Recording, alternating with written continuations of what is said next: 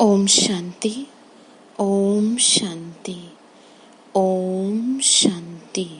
आप सभी मेरे साथ साथ जरूर बोला करें, बाबा सुन रहा है आपकी ओम शांति को। ठीक है, तो आज 20 तारीख की वाणी है। शिव बाबा ने कहा, आज की मुरली में शिव बाबा मुख्य रूप से ये बात कह रहे हैं कि बच्चे, अगर तुम परचिंतन करते हो तो ये है धूतीपना, और मेरे बच्चे बने हो ना, तो इस धूतीपने से ऊपर उठ जाओ। ठीक है, परचिंतन यानी धूतीपना होता है। आपको खुद को बचाना होगा, कोई आपको नहीं बचाएगा। आपको अपना टीचर खुद ही बनना पड़ेगा। और बनेंगे कैसे, इसके लिए मैं आपको बता देती हूँ। इस समय आपको सिर्फ इतनी बात ध्यान रखने की जरूरत है, आपको किसी की भी बात को अपने अंदर नहीं रखना। यानी कि सपोज आपसे कोई किसी की बुराई कर रहा है, आप उसे कहो कि तुम मुझे मत सुनाओ। ठीक है ना, ये अगर आप बच सकते हो तो बचो। अगर आप रेस्पॉन्सिबल हो, जैसे अगर आप का बच्चा है, उससे रिलेटेड कोई बात है, या जहाँ पे आपको ज़रूरी है पता होना, वहाँ वो जो बात है उसके लिए तो ज़रूरी है आपको सुनना, अगर कोई बात है तो। इसके अलावा आपको किसी भी तीसरे व्यक्ति से या किसी भी तीसरे व्यक्ति की बात सुनने का कोई भी राइट नहीं है। शिव बाबा की स्ट्रिक्टली मनाही है। अगर आपको लगता है कि ऐसे तो कोई बुरा मान जाएगा, बुरा माने तो मानता रहे। आप ये ध्यान रखो कि आप सिर्फ इस बात से बच जाओगे कि आपने बाबा की अवज्ञा नहीं की।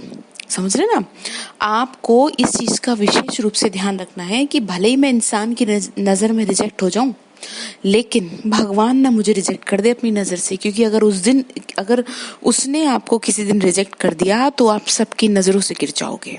ठीक है, इसलिए आप इस बात का विशेष रूप से ध्यान रखें आज कि बाबा ने ये कहा है, जहाँ पे आप रेस्पॉन्सिबल हो, जहाँ पे आपको सुनना जरूरी है बातों को, वहां पे आप सुने।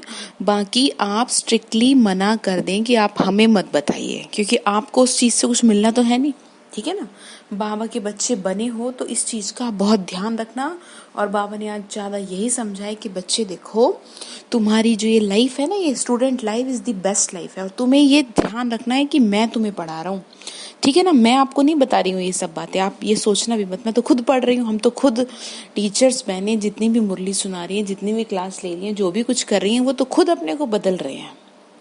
हम भी अपने को बदल रहे हैं, आप भी अपने को बदलो, तभी तो सेफ रह पाएंगे ना। ठीक है, तो चलिए स्टार्ट करते हैं। आज की मुरली है 20 तारीख की। ओम शांति। बाबा ने कहा, मीठे बच्चे, धंधा आदि करते भी सदा गॉडली स्टूडेंट लाइफ और स्टडी याद रखो।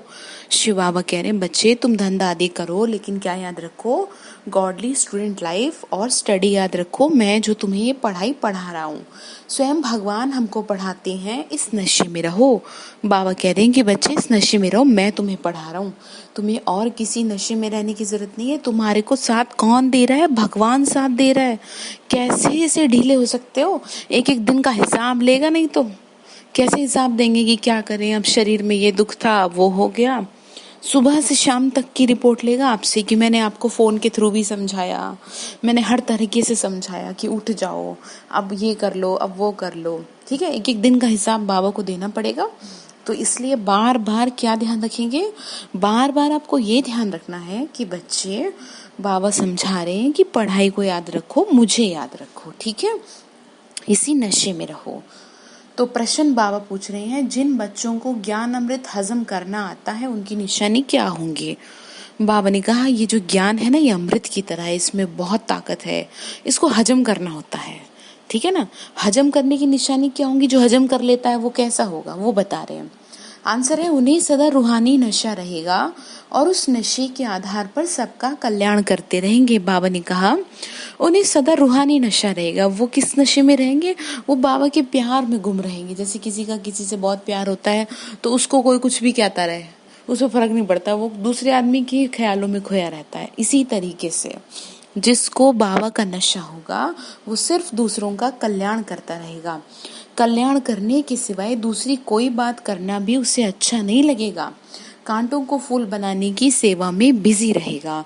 बाबा ने कहा, जो कल्याण करने वाला होगा ना, उसको क्या है, उसको कुछ अच्छा नहीं लगेगा, उसको सिर्फ ये अच्छा लगेगा कि कैसे मैं बाबा की सेवा करूं, कैसे मैं खुद को बदलूं। ठीक है, तो ध्यान रखेंगे ना, बाबा यही समझा रहा है। तो फिर बाबा ने कहा वो क्या करेगा, सेवा में बिजी रहेंगे। ओम शांति। बाबा बोले अब तुम बच्चे यहाँ बैठे हो और ये भी जानते हो कि हम अभी पाठधारी हैं। 84 जन्मों का चक्र पूरा किया, ये तुम बच्चों को स्मृति में आना चाहिए। जानते हो ना कि बाबा आया हुआ है हमको फिर से राज्य प्राप्त कराने व तमो प्रधान से सतो प्रधान बनाने। ये बातें सिवाय बाप के और कोई नहीं समझाएगा। तुम जब यहाँ बैठते हो तो तुम जैसे स्कूल में बैठे हो, बाहर हो तो स्कूल में नहीं हो। बाबा ने कहा जब तुम मेरे पास बैठ के मुरली सुन रहे हो ना, तो तुम मेरे सामने बैठे हो, भले ही आप फोन के थ्रू सुन रहे हैं, पर ये ध्यान रखो बाबा आपको सुना रहा है, ठीक है ना। बाबा ने कहा स्कूल में बैठे हो, तुम जब यहाँ बैठते हो तो जैसे स्कूल में बैठे हो, बाहर हो तो स्कूल में नहीं हो। जानते हो ना, जानते हो ये ऊंच ते ऊंच रूहानी स्कूल है। बाबा ने कहा रूहानी बाप बैठ पढ़ा रहे हैं, पढ़ाई तो बच्चों को याद आनी चाहिए। ये भी बच्चा ठहरा, कौन, ब्रह्मा बाबा। इनको अथवा सभी को सिखलाने वाला वो बाबा है। सब मनुष्य मात्र की आत्माओं का वही एक पिता है, निराकार। बार बार अभ्यास करें, किस चीज का, बिंदु रूप को देखने का। क्योंकि आपको मैं एक बात स्पष्ट शब्दों में बता दूं, अगर आपको ताकत चाहिए, ठीक है ना, इस समय मन को मजबूत करना बहुत जरूरी है। और वो मन आपका मजबूत तभी होगा जब आप बार बार ज्योति बिंदु को देखोगे। जैसे बार बार बच्चे को देखते हैं ना, घूम फिर के वही आता है दिमाग में। इसी तरह से बार बार ज्योति बिंदु को देखते रहो, देखते रहो, देखते रहो। उससे क्या होगा, आपका मन मजबूत होता चला जाएगा। ठीक है, तो बाबा यही समझा रहे हैं कि मैं ही हूं ना जो तुम्हारा सबका कल्याण करता हूँ।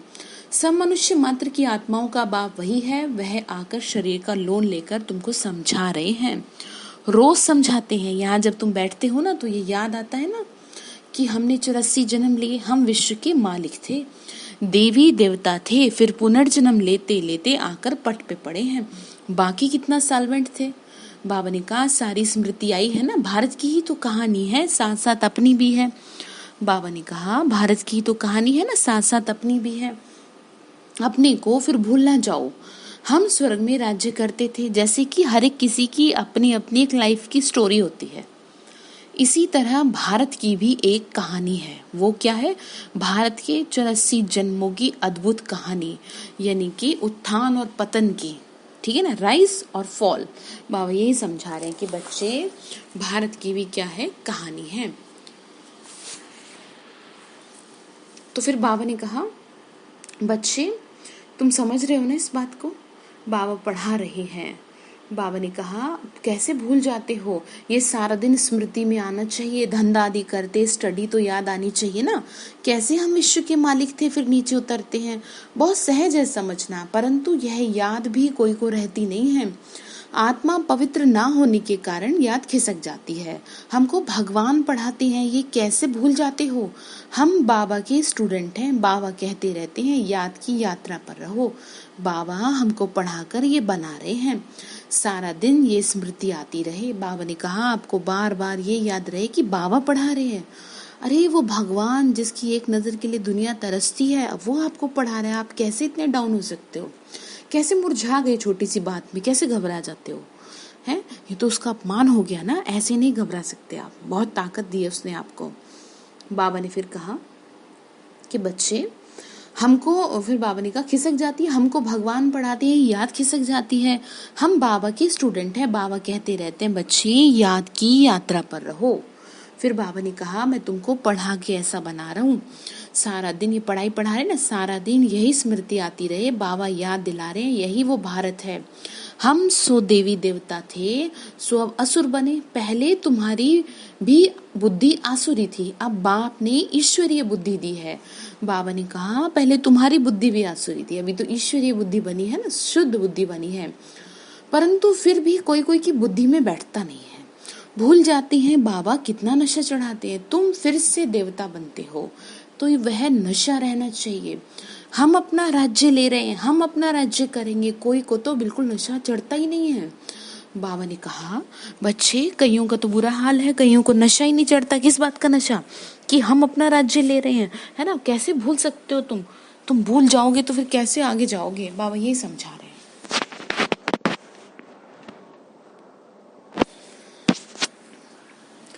बाबा ने कहा कि बच्चे, तो कोई को तो बिल्कुल नशा नहीं चढ़ता, ज्ञान अमृत हजम ही नहीं होता। जिन्हें दूसरी कोई बात करना, बाबा ने कहा जिन्हें नशा चढ़ा हुआ होगा ना, उन्हें किसी का कल्याण करने के सिवाय दूसरी कोई बात करना भी अच्छा नहीं लगेगा। फूल बनाने की सर्विस में लगे रहेंगे। हम पहले फूल थे, फिर माया ने कांटा बना दिया, फिर से फूल बन रहे हैं। ऐसी ऐसी बातें अपने आप से करनी चाहिए। इस नशे में रहे तुमको भी समझ, बाबा ने कहा इस नशे में रहे तुम किसी को भी समझाएंगे तो झट किसी को तीर लगेगा। तीर लगना क्या है? यानी कि टच होगी, आपकी जो बात बता रहे हैं वो अंदर में फील होगी, अच्छा लगेगा। मतलब भारत गॉर्डन ऑफ अल्लाह था। बाबा ने कहा अब पतित बन गया है, हम ही सारे विश्व के मालिक थे, कितनी बड़ी बात है। अभी फिर हम क्या बन रहे हैं, कितना गिर गए हैं। हमारे गिरने और चढ़ने का ये नाटक है। ये कहानी बाप बैठ सुना रहे हैं, वह है झूठी, यह है सच्ची। वह सत्यनारायण की कथा सुनाते हैं, समझते थोड़ी हैं कि हम कैसे चढ़े और गिरे। ये तो बाबा ने सुनाई है। क्या सुनाया बाबा ने? बाबा ने यही सुनाया कि बच्चे देखो कैसे तुम सीढ़ी नीचे उतर जाते हो। बाबा ने कहा राजाई कैसे गंवाई, यह है सारी अपने ऊपर बात। आत्मा को अभी मालूम पड़ा है कि हम कैसे अब बाप से राजाई ले रहे हैं। वह बाप यहाँ पूछते हैं तो कहते हैं हाँ नशा तो है, फिर बाहर जाने से नशा नहीं रहता। बाबा ने कहा बाबा पूछते हैं तो कहते हो हाँ यहाँ तो अच्छा लगता है, फिर भूल जाते हैं। अभी तो बाहर जाने की भी कुछ वो नहीं है, अब तो घर में ही है ना सभी। तो कितनी आपको मेहनत करनी चाहिए। बच्चे खुद समझते हैं, भल हाथ तो उठाते हैं, परंतु चलन ऐसी है जो नशा रह न सके। फीलिंग तो आती है ना। बाबा ने कहा तुम्हें इतना तो समझ में आता ही होगा कि तुम्हारी चलन ऐसी है, तो तुम कैसे करोगे, मतलब कैसे कुछ पाओगे वर्षा मेरे से। बाबा ने कहा फील तो होता है ना। बाप बच्चों को स्मृति दिलाते हैं, बच्चे तुमको मैंने राजा ही दी थी, राजा यानी वर्षा दिया था, फिर तुमने गंवा दिया। तुम नीचे उतरते आई क्योंकि ये नाटक है चढ़ने और उतरने का। आज राजा है, कल किसको उतार देते हैं। अखबार में भी बहुत ऐसी ऐसी बातें पढ़ती हैं जिसका रेस्पॉन्ड दिया जाए तो कुछ समझे। ये नाटक है, ये याद रहे तो भी सदैव खुशी रहे। बुद्धि में है ना। आज से 5000 वर्ष पहले शिव बाबा आया था, आके राजयोग सिखाया था। लड़ाई लगी थी। अभी ये सब राइट बातें बाबा सुना रहे। ये है पुरुषोत्तम युग। कलयुग के बाद पुरुषोत्तम युग आता है। कलयुग को पुरुषोत्तम युग नहीं कहेंगे, सतयुग को भी नहीं कहेंगे। आसुरी संप्रदाय और दैवी संप्रदाय है, उनके बीच का है संगम युग। ठीक है ना। जबकि पुरानी दुनिया से नई दुनिया बनती है, नई से फिर पुरानी बनती है। अभी ये है संगम। सतयुग में देवी देवताओं का राज्य था, अब वह नहीं है। बाकी अनेक धर्म आ गए हैं। अब तुम्हारी बुद्धि में रहता है ना, बहुत हैं जो 6-8 मास या 12 मास पढ़कर फिर गिर पड़ते हैं, फेल हो पड़ते हैं, भल पवित्र बनते हैं, परंतु पढ़ाई नहीं करते तो फंस पड़ते हैं। बाबा ने कहा कि बहुत है जो आते हैं 6-7-8 महीने सही चलते हैं, सही से ज्ञान योग करते नहीं है तो फिर गिर जाते हैं। गिरना मतलब यानी कि गलती कर देते हैं कुछ ना कुछ, पवित्र नहीं रह पाते, पवित्र मन अच्छा नहीं रख पाते, बाबा की आज्ञाओं की अवज्ञा कर देते हैं। बाबा ने कहा पढ़ाई नहीं करते तो फंस पड़ते हैं। सिर्फ पवित्रता भी काम नहीं आती, ऐसे बहुत सन्यासी भी हैं। बाबा ने कहा सिर्फ पवित्रता ही सब कुछ नहीं है, ऐसे तो बहुत सन्यासी भी हैं। बहुत मेहनत है। बहुत मेहनत से मतलब ये भी नहीं है कि आपसे नहीं होगी, समझ रहे ना। आप कर सकते हैं उस चीज को जो बाबा कह रहा है। बाबा ने कहा कि क्या कर देते हैं, फेल हो जाते हैं। ऐसे तो बहुत सन्यासी भी हैं, वो भी सन्यास धर्म छोड़ जाए गृहस्थी बन जाते हैं, शादी आदि कर लेते हैं। तो अब बाप बच्चों को समझाते हैं, तुम स्कूल में बैठे हो, भले घर में बैठ के मुरली सुन रहे हो, ये सोचो मैं स्कूल में बैठी हूँ। यह स्मृति में है हमने राजाई कैसे गवाई, कितने जन्म लिए। अब फिर से बाप कहते हैं बच्चे विश्व के मालिक बनो, पावन तुम्हें जरूर बनना है। जितना ज्यादा याद करेंगे उतना तुम पवित्र होते जाएंगे, क्योंकि सोने में खाद पड़ती है, वो निकले कैसे। बाबा ने कहा मेरी याद से, जैसे जैसे याद करेंगे विकार खत्म होने लगेंगे। तो तुम बच्चों की बुद्धि में है हम आत्मा सतो प्रधान थी, 24 कैरेट थी, फिर गिरते गिरते ऐसी हालत हो गई। अब हम क्या बन गए। बाप तो ऐसे नहीं कहते कि हम क्या थे। बाबा ने कहा तुम ही कहते हो ना, तुम मनुष्य ही कहते हो कि देवता क्योंकि तुम ही थे। भारत की ही महिमा है, भारत में कौन आता है, क्या ज्ञान देते हैं, ये कोई नहीं जानता। ये तो पता होना चाहिए कि लिबरेटर कब आते हैं। भारत का प्राचीन योग गाया हुआ है, तो जरूर भारत में ही क्या होगा, वापस वापस सब कुछ आएगा, रीइनकॉर्नेशन होगा, अथवा जयंती भी भारत में ही मनाते हैं। तो बाबा ने कहा जरूर फादर यहाँ आते हैं तभी तो करते हैं ना, कहते हैं भागीरथ तो मनुष्य शरीर में आया होगा, तो फिर घोड़े गाड़ी भी दिखा दी।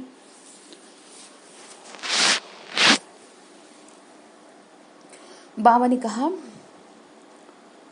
कितना फर्क है, कृष्ण और रथ दिखाया, मेरा किसी को पता ही नहीं।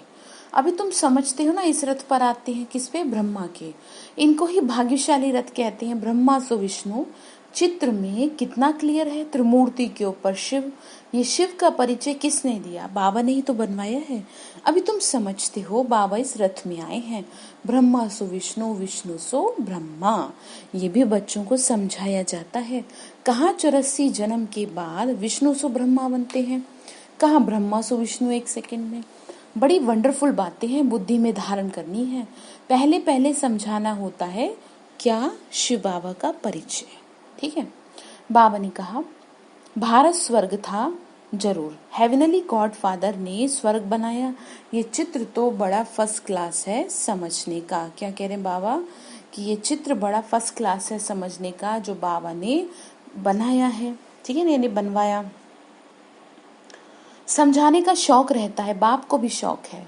तुम सेंटर्स पर भी ऐसे समझाते रहते हो, यहाँ तो डायरेक्ट बाप है। बाप आत्माओं को बैठ समझा रहे, आत्माओं के समझाने और बाप के समझाने में फर्क तो रहता है ना, इसीलिए यहाँ सम्मुख आते हैं सुनने के लिए। बा वही घड़ी घड़ी बच्चे बच्चे कहते रहते हैं, भाई भाई का इतना असर नहीं रहता जितना बाप का रहता है। बाबा ने कहा देखो ऐसा है, मैं ही हूँ जो तुम्हें इतना प्यार से समझाता हूँ, बाकी कोई ऐसा नहीं है जो इतना प्यार से बताएगा। यहाँ तुम बाप के सम्मुख बैठे हो, आत्माएं और परमात्मा मिलते हैं तो उसको मेला कहा जाता है। बाप समझा रहे हैं तो बहुत नशा रहना चाहिए। समझते हैं बेहद का बाप आया है, हम उनका नहीं मानेंगे तो फिर क्या करेंगे।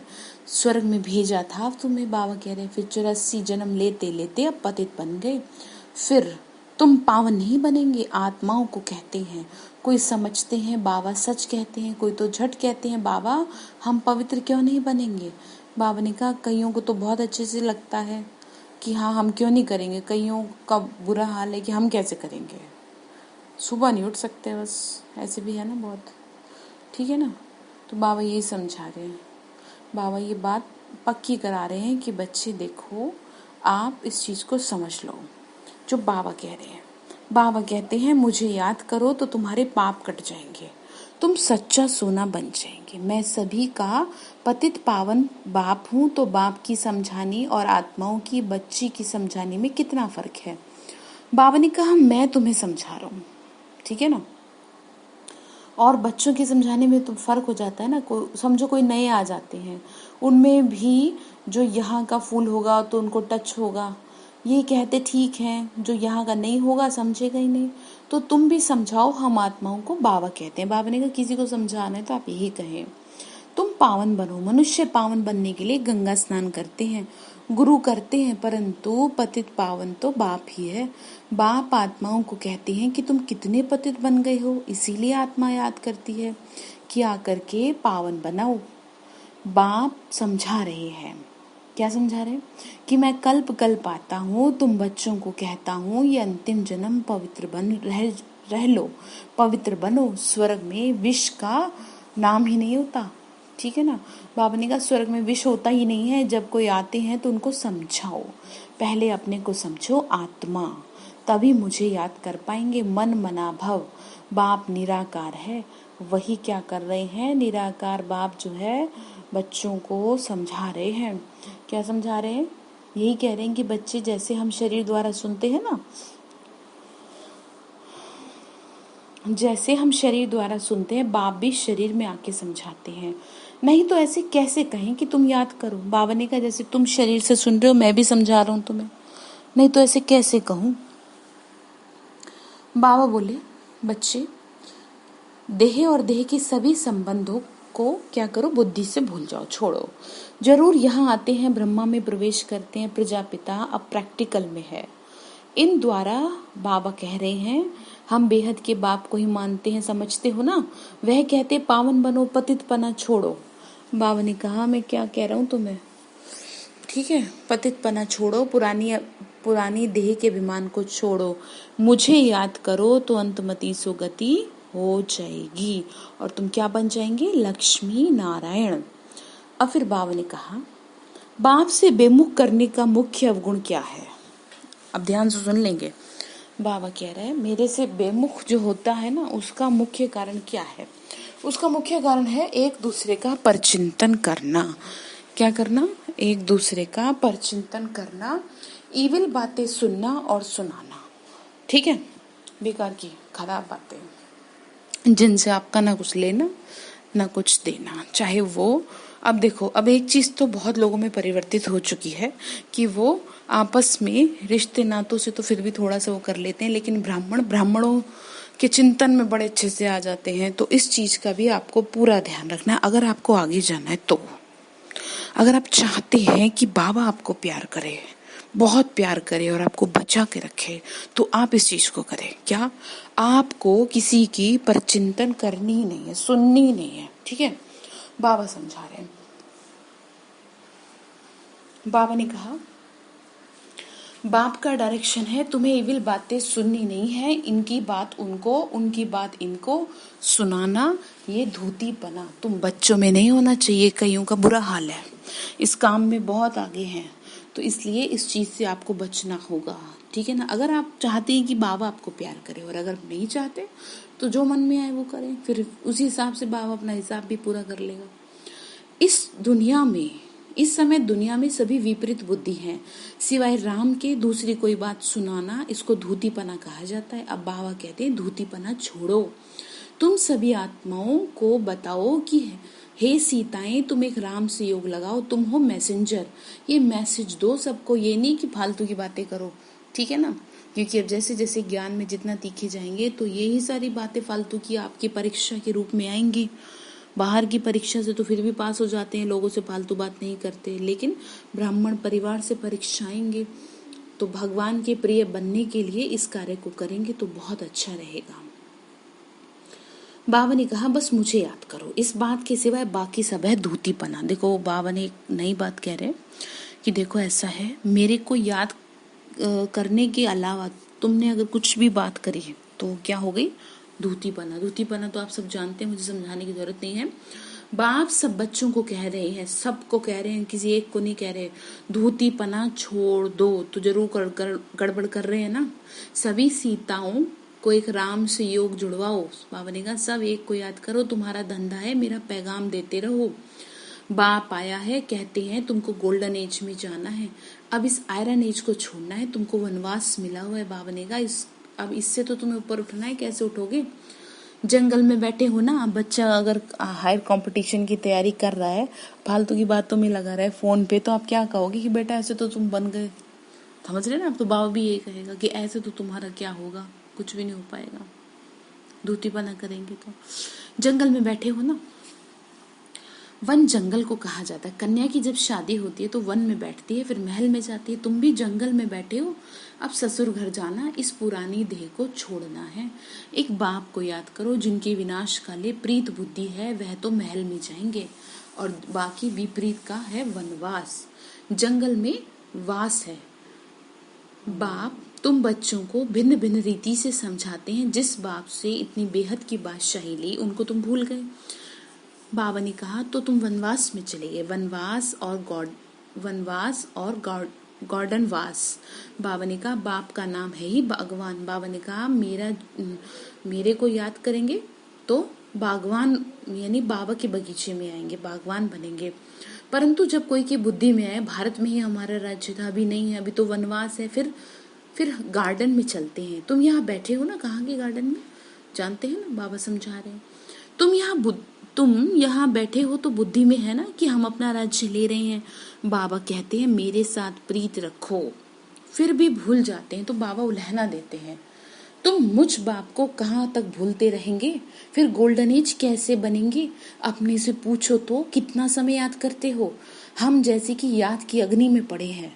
सबसे फर्स्ट क्लास माशूक है जो तुमको भी फर्स्ट क्लास बना रहे हैं। बाबा कह रहे हैं मैं ही हूँ जो फर्स्ट क्लास बना सकता हूँ। कहाँ थर्ड क्लास में बकरियों मिसल ट्रैवल करना, कहाँ एयर कंडीशन में। तो आप सोच लो बकरियों की तरह जाना या एयर कंडीशन में, कितना फर्क है। ये सब विचार सागर मंथन करो तो तुमको मजा आएगा। ये बाबा भी कहते हैं, मैं भी बाबा को याद करने के लिए बहुत माथा मारता हूँ। कौन? ब्रह्मा। सारे दिन ख्यालात चलती रहती है। तुम बच्चों को भी यही मेहनत करनी है। कैसे बाबा को याद हमेशा निरंतर बनी रहे, ये मेहनत करना, ठीक है।